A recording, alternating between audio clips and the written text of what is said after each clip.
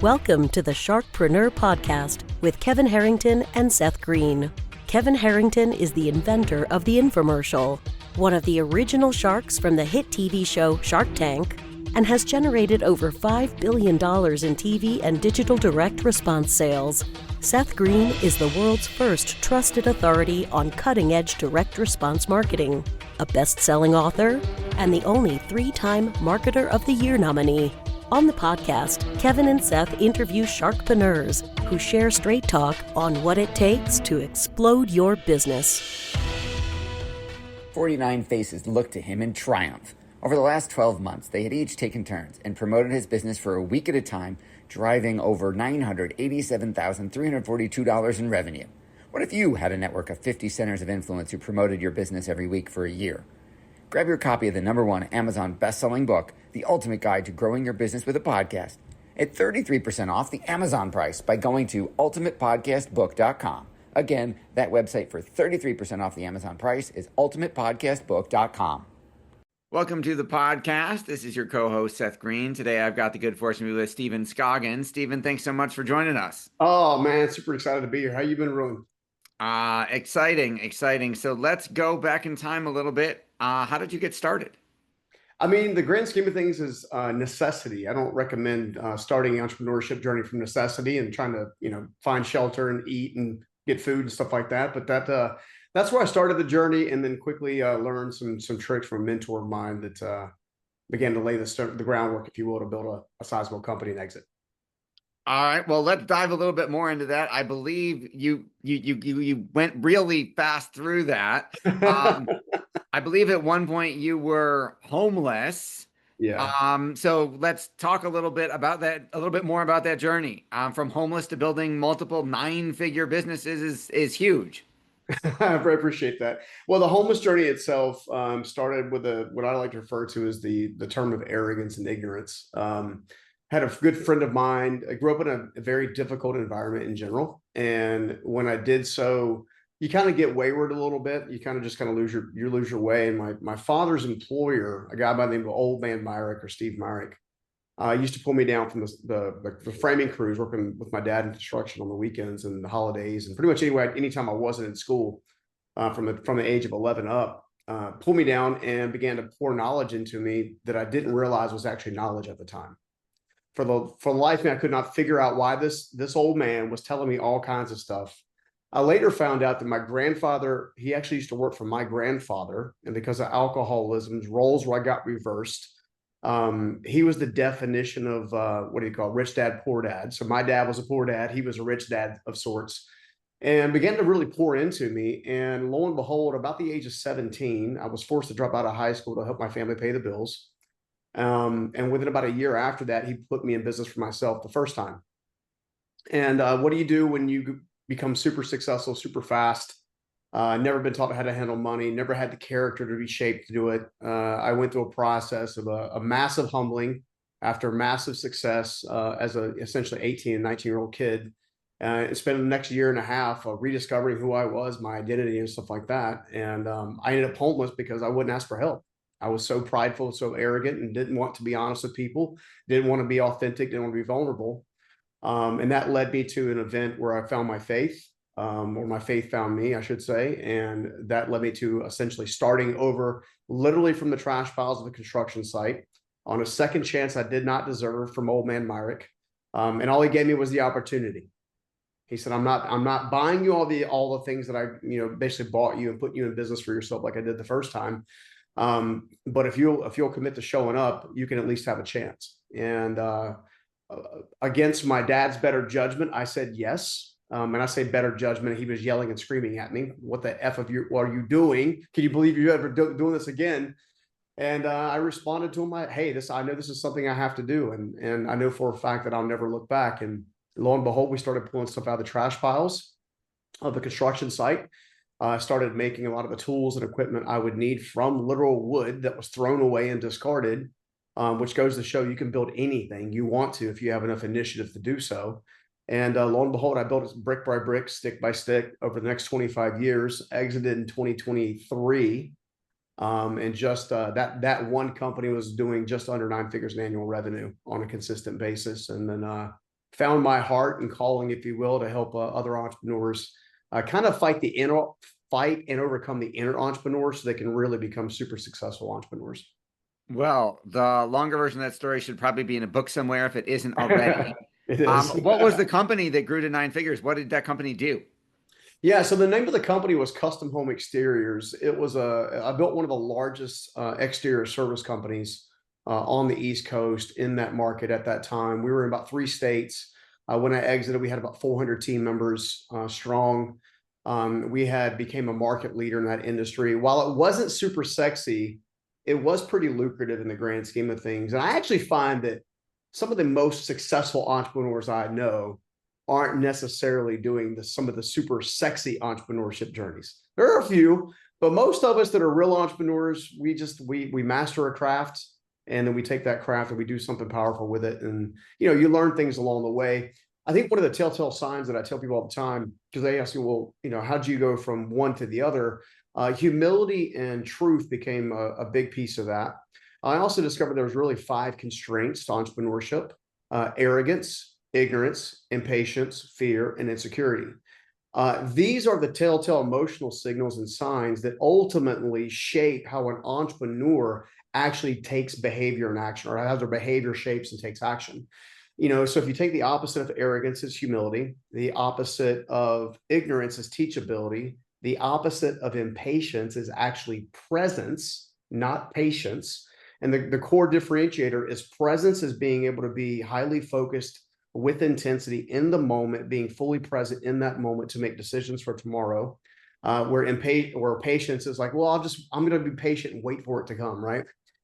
Insecurity is obviously the opposite is confidence, and then finally fear. A lot of time actually has to do with a lot more faith and resilience. And we only discover that once we've actually been through trying to make payroll, been trying to increase sales, been through customer complaints, needing to fire a client, needing to hire a client, all these types of things that entrepreneurs only do. So I learned a lot, and we discovered that our business was actually a personal development company masquerading as a construction company, which some of the most successful companies do.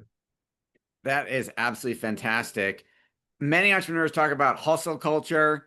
You've suggested it can be harmful. So what's the difference between productive intensity and destructive hustle? The grand scheme of things is how you leverage your energy. I'll give you an example. So the first 15 years of business, I thought just being busy meant I was being productive. So I would wake up super early. I would start super early. I would work my day. My day would go by. I wouldn't have any idea where it went. I would then basically go to bed super late and then start what I refer to as the hustle or crazy cycle all over again. And because of that, I never was able to slow down enough to actually focus on the main leverage points that I needed to focus on and go back to being present in that moment to increase what it is I'm trying to increase. So you have anxious energy, which I believe is hustle culture. It's you just taking action to say you took action, right? Where if you take aligned, focused intensity and you look at the highest priority and you focus there, a lot of times you get a lot more leverage. And most of us, and again, I'm speaking from personal experience, and a lot of the folks that I've worked with, most of us entrepreneurs, we know what we should be doing and know the thing we need to do, but 9 times out of 10, it's the very thing we don't want to do. Right. So what we try to teach is, hey, let's get through the fear. Let's get through insecurity. Let's get through the comparison process. And let's just make our way through that emotional trauma, if you will, or emotional baggage, if you will, to get to a place where we can say, our number one priority is here. I know if I take care of this one item with focused intensity, I will actually take the power and intensity that I'm just throwing at the whim. I'm going to focus it like a laser. I'm going to knock this out. And that builds compounding momentum over time, which actually builds freedom financially, time-wise, and beyond. That makes a lot of sense. You've achieved so much success. What's your biggest challenge now? I think my biggest challenge now is just trying to make sure that I can make the impact I want to make. I mean, one of the reasons that I was so gracious that we could have this conversation is because I find that a lot of entrepreneurs are struggling quietly. They're in isolation. They're rarely in a community or a group of people that can really support them. And a lot of them, they're because they're in their unique niche, all the people they know are in their niche. So they don't want to speak up because they're afraid if they let their idea go or their innovation go, that that's going to be taken away from them and misused. So what I like to do is I'm trying to use what Steve Myrick taught me. So when people ask me that, I'll just say, I'm trying to be Steve Myrick to as many people as humanly possible. How many minds, hearts, and businesses can we awaken to real potential through real alignment that breeds real fulfillment? Because a lot of us will create jobs for ourselves. It may be very lucrative jobs, but there's a lot of stress. You miss the time with your family. You miss the time with yourself. You don't get time to rest and replenish yourself. And because of that, you end up building companies and stuff on empty, which I have done, which is very lonely, very isolating, and not fulfilling. Wow. So tell us a little bit about Unstoppable Solutions, who you work with and how you help. Yeah, sure. I mean, Unstoppable Solution is designed to be an organization that literally leverages three main points. We focus on media, events, and empowering education.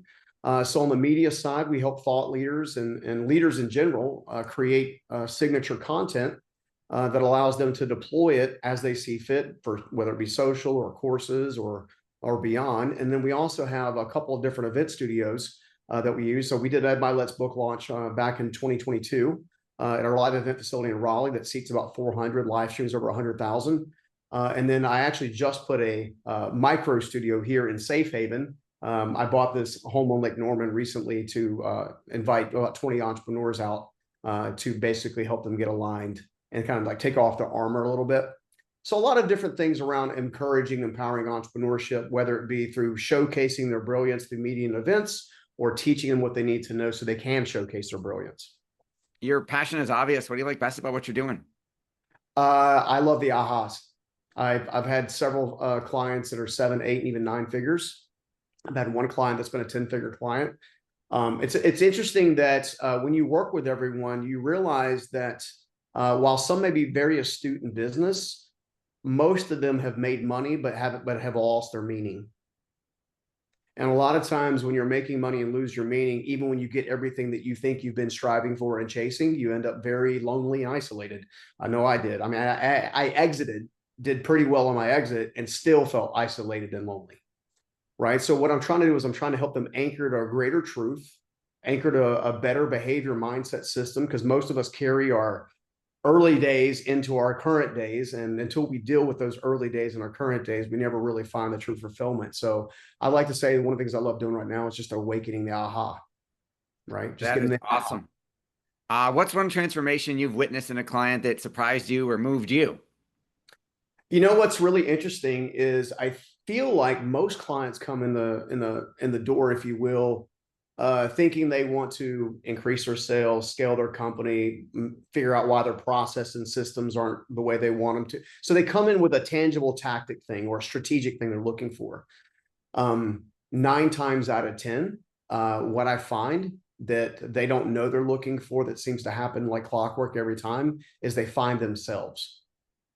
And when they find themselves, they find their authenticity. When they find their authenticity, all of a sudden they become very, like yourself, they become very magnetic, right? And magnetism is what breeds a lot of the inflow of essentially what can create something scalable, because the tactics and the strategies on how to scale in the grand scheme of things are far more simplistic than help you uncovering who you really are and how to use who you really are to do something you're really meant to do. That is incredible. Well, we know your time's incredibly valuable. We greatly appreciate you spending some of it with us. For our viewers and listeners who want to learn more, where is the best place for them to go to learn about Stephen Unstoppable? Yeah, I would go to StephenScoggins.com. That's with a PH, SCOGGINS.com/alignment.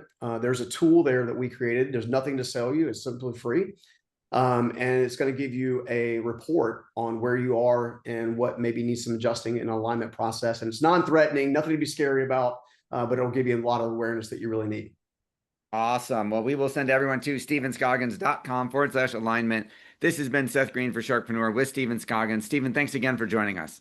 Thank you so much. Take care. Thanks everybody for watching or listening. We will talk to you or see you next time. Why do so many businesses struggle while others seem to explode overnight? Do you wish you had the secret to this type of exponential growth? Now, I've scaled more than 20 businesses to over $100 million, and it's not just luck. In my new book with Mark Tim, Mentor to Millions, you'll learn the repeatable framework I use in all my business ventures for massive success. Order at kevinmentor.com and get over $1,000 in bonuses. Head to kevinmentor.com.